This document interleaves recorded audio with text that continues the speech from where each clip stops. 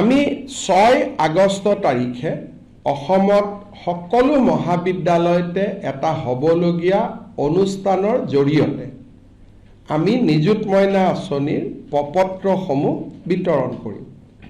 ছোৱালীসকলে প্ৰপত্ৰ বিতৰণ কৰি দিয়াৰ পিছত আঁচনিৰ ধন আমি অক্টোবৰ মাহৰ পৰা দিম আৰু বছৰত এইটো 10 মাহ পৰ্যন্ত পায়। এইবাৰ আঁচনিটো আমি সম্প্ৰসাৰণ কৰি আমাৰ 2খন চেণ্ট্ৰেল ইউনিভাৰ্চিটি, তেজপুৰ ইউনিভাৰ্চিটি আৰু অসম বিশ্ববিদ্যালয় শিলচৰতো আমি এই আঁচনিটো দিয়াৰ বাবে সিদ্ধান্ত লৈছোঁ। আৰু যোৱাবাৰ এই আঁচনিটোত একাংশ ছোৱালীয়ে সহায় পোৱা নাছিল। সেইটো হ'ল প্ৰাদেশিকৃত কলেজসমূহত আজিকালি কিছুমান সেল্ফ ফাইনেন্সিং কোৰ্স থাকে।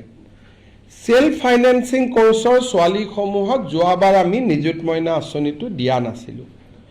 এইবাৰ আমি সেল্ফ ফাইনেন্সিং স্কিমতো পঢ়া ছোৱালীসকলকো এই আঁচনিটো আমি দিবৰ বাবে সিদ্ধান্ত লৈছোঁ।